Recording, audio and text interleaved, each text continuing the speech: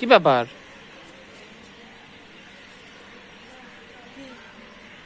বসে আছে যে, কি হয়েছে বললো? তুমিও যদি ঘুরতে নিয়ে যাও না, তোমার মতো কিপটা জামাই থাকলে প্রত্যেকটা সংসারে মেয়েদের মন খারাপ হবে।